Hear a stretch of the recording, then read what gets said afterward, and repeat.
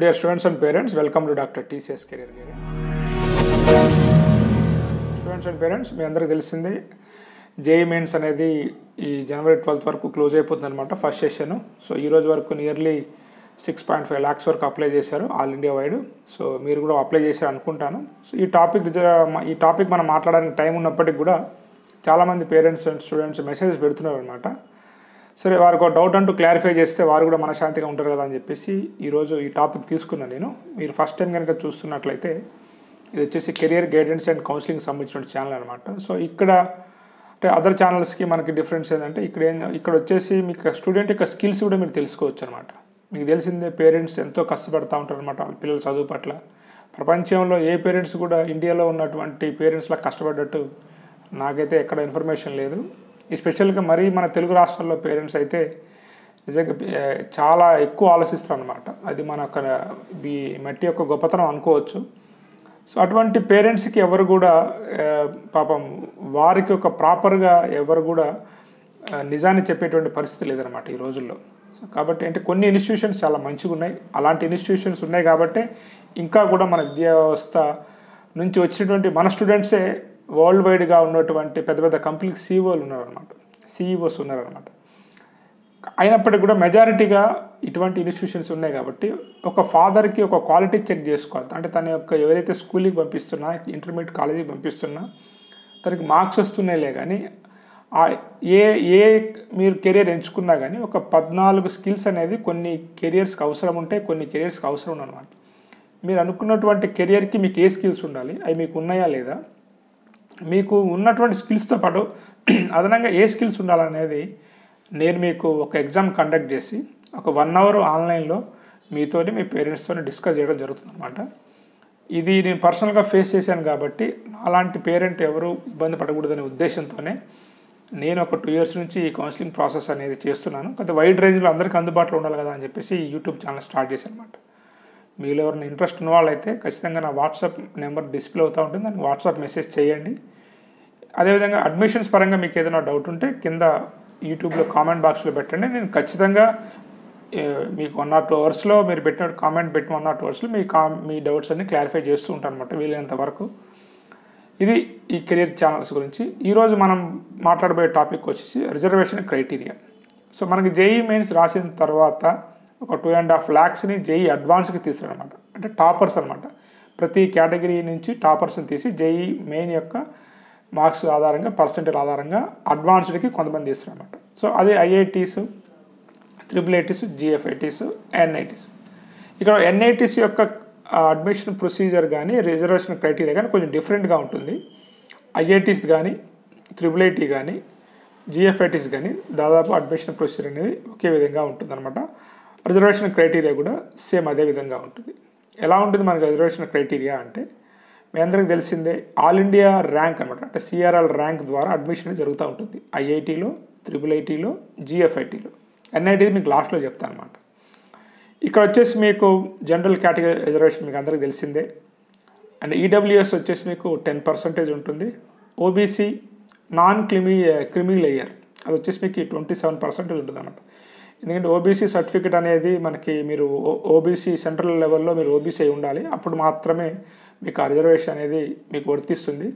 Student మీ అందరికీ పేరెంట్స్కి స్టూడెంట్స్కి నేను చెప్పేది ఏంటంటే ఈ యొక్క మీ OBC NCL సర్టిఫికేట్ అనేది మీరు కౌన్సిలింగ్కి వెళ్ళినప్పుడు అంటే రేపు మీకు ఏప్రిల్లో అయిపోతుంది కదా, 30th రిజల్ట్ వస్తుంది కాబట్టి మీకు ఏప్రిల్ 1వ తారీఖు తర్వాత మీరు ఈ సర్టిఫికేట్ మాత్రం తీసుకోవాలి కౌన్సిలింగ్లో పార్టిసిపేట్ అయ్యే ముందు.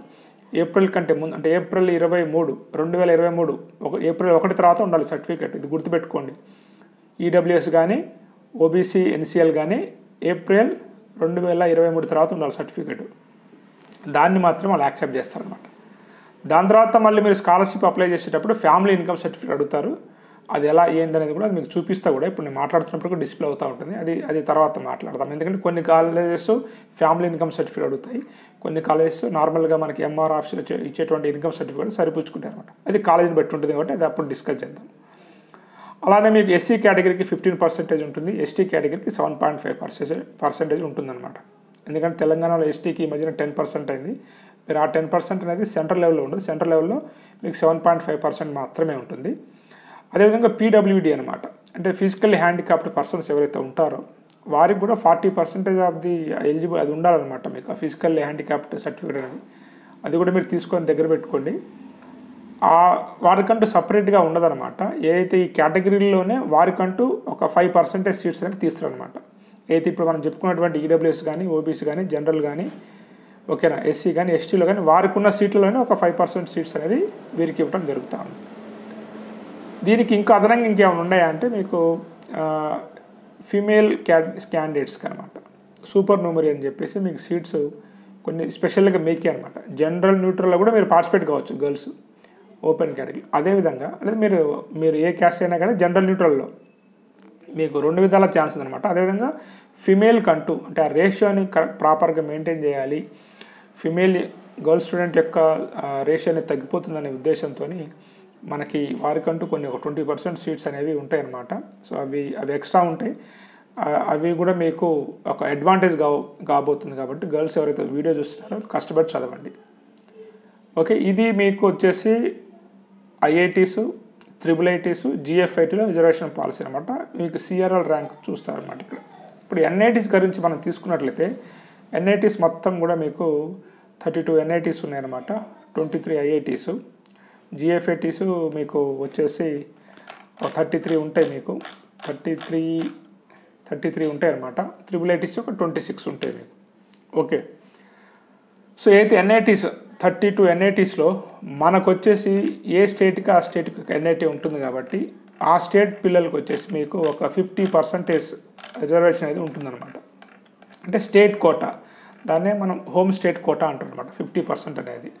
అదేవిధంగా అదర్ స్టేట్ కోటా ఒక 50% ఉంటుంది. ఇదే డిఫరెన్స్ మనకి IITsకి, IIITsకి, GFITsకి పోలిస్తే ఇదే డిఫరెన్స్ అనమాట. హోమ్ స్టేట్ కోటా అనేది అక్కడ ఉండదు, అక్కడ ఆల్ ఇండియా ర్యాంక్ చూస్తారు. ఇక్కడ మాత్రం హోమ్ స్టేట్ అనేది ఒక 50% మనకు ఉంటుందన్నమాట. ఇక మిగతావన్నీ కూడా సేమ్, ఆ రెండు మాత్రమే డిఫరెన్స్. చాలామంది స్టూడెంట్స్ కూడా 75% లేదు కదా అంటున్నారు. సో మీరు 75% గురించి మీరు మర్చిపోండి. దాని గురించి ముంబై హైకోర్టులో కేసు వేయడం జరిగింది, ఆ కేసు నడుస్తూ ఉంది. ఆ 75% క్రైటీరియా అనేది ఎగ్జామ్ రాయడానికి కాదు, అడ్మిషన్స్ తీసుకునేటప్పుడు ఆ క్రైటీరియాని మరి తీసుకుంటారా లేదా అనేది నాకు తెలిసి అప్పటి వరకు తీసేసే అవకాశం ఎక్కువ ఉందన్నమాట. చాలామంది ట్విట్టర్ ద్వారా కానీ, మెసేజ్ కానీ, మెయిల్స్ కానీ, కోర్టు కానీ వెళ్ళడం జరుగుతూ ఉంది. కాబట్టి ఆ 75% క్రైటీరియా అనేది తీసేసే ఛాన్స్ ఉంది, తీయలేదు, తీసేసే ఛాన్స్ ఉంది. దాని గురించి మీరు ఎక్కువ ఆలోచించకండి. కొన్ని కాలేజెస్ కూడా 75% క్రైటీరియా పక్కన పెట్టేసి కూడా అడ్మిషన్స్ తీసుకుంటాయి. అటువంటి కాలేజ్ వివరాలు కూడా మీకు చెప్తాను అనమాట. కాబట్టి ముందు మీరు వచ్చేసి JEE మెయిన్స్ మీద మంచి కాన్సన్ట్రేట్ చేయండి, చాలా పీస్ఫుల్గా ఉండండి, ఇబ్బంది ఉండదు. అవన్నీ కూడా నేను ఇదివరకు చాలా వీడియోలో చెప్పినట్టు కూడా అవన్నీ కూడా మీకు కాన్సెప్ట్ ఓరియంటెడ్ క్వశ్చన్స్ ఉంటాయి. కాబట్టి కాన్సెప్ట్స్ మీద దృష్టి పెట్టండి, రివిజన్ చేసుకోండి, ఫార్ములాస్ అవన్నీ గుర్తుపెట్టుకోండి. సో ఈ వీడియో నచ్చినట్టయితే లైక్ చేయండి, ఛానల్ సబ్స్క్రైబ్ చేయండి, మీ ఫ్రెండ్స్ అందరికి షేర్ చేయండి. ఇంకేమైనా డౌట్స్ ఉంటే కింద కామెంట్ చేయండి, ఖచ్చితంగా మీ డౌట్స్ని క్లారిఫై చేయడానికి ట్రై చేస్తాను. Have a nice day, all the best for your bright future.